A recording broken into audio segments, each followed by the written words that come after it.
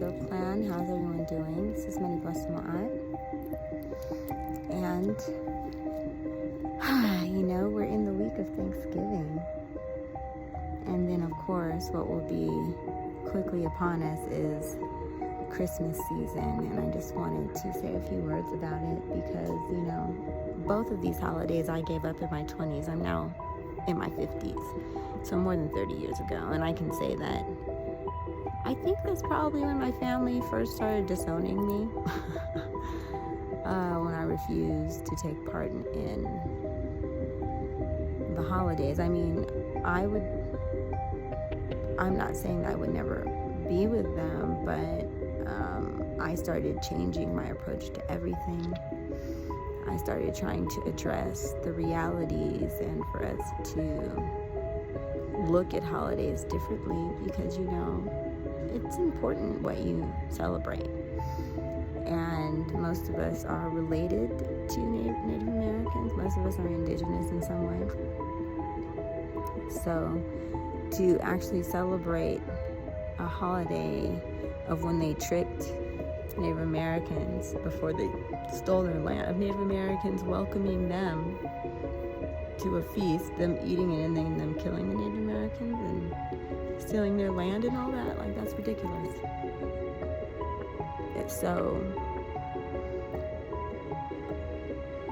we have to create new stories. It's time to create new stories of what we're celebrating, to take the holidays and to flip the script, When me and my ex, who I'm not with anymore, when me and my ex moved to Africa for 10 years, at the beginning we were involved with the AAAG, which is the African American Association of Ghana. We became program directors at one point, and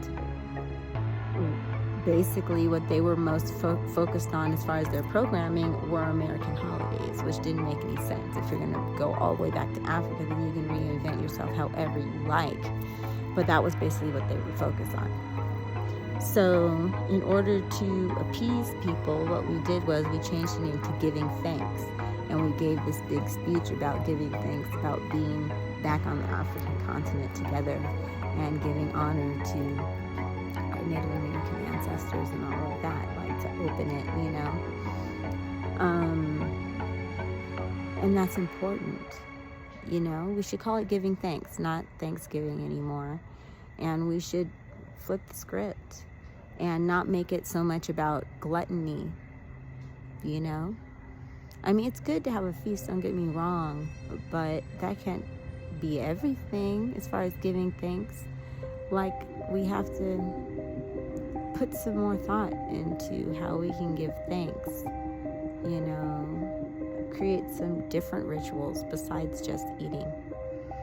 And the same goes for Christmas. I don't celebrate Christmas. What I celebrate is the winter solstice, which are the 3 days that are right before Christmas, because that is actually a celestial event that's very significant, just like the summer solstice. Both of those are celestial events that are very significant. And so it makes sense to honor that because it's something that God created, not something that people created. I mean, of course, you could say that the 25th is the day that the sun is literally born again, because the winter solstice is the time when the sun sits still and it's at the lowest point. So that makes sense too, if you do it in that context, not Jesus being born, but the actual sun. The light of the sun coming back. And, every day after, or that's the first day that the amount of sunlight in the atmosphere grows, and it grows more and more all the way until the summer solstice. So, as far as I'm concerned, that's very worthy of honoring, just like our ancestors honor the life that the sun gives us. Even that's what the Egyptians did, right? And so overall, and also, this is very significant.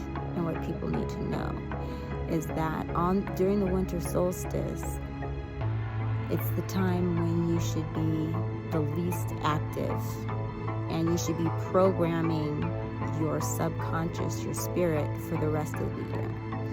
Therefore, if you are focused on materialism and consumption, that is what will be expressed in the rest of the year. You understand? So what is better to do is to be in meditation and to not have anything else impressing upon your subconscious. Like to only be available to God or to the Creator, rather, because the word God has a whole nother significance, and I won't get into that right now. But to be open to spirit, and also to maybe like lay out your plans and to meditate on you fulfilling your goals for the year. Like do things like vision boards and affirmations and stuff like that about how you're going to become your highest, most divine self. So that's what I do during the winter solstice.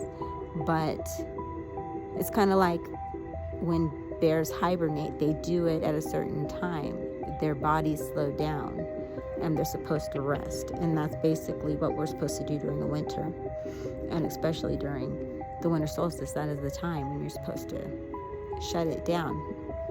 But people don't understand that. Instead, they're running around all out in the cold, constantly being bombarded with commercials and telling you to buy stuff. And so it will affect your psychology for the rest of the year. We have to understand that psychology has been used on us in a negative way, and it's really important for us to take responsibility for our psychology and our mental health, and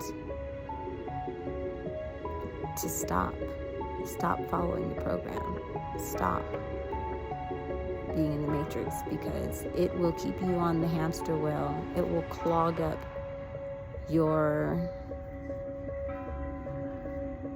whole thought process. It'll have you thinking that you have to do this and that and the other to feed the beast, when you could just let go and you can just really pour. And if you believe that you're a divine being, then we have to act like it. So anyway, I guess that's all I have to say for right now.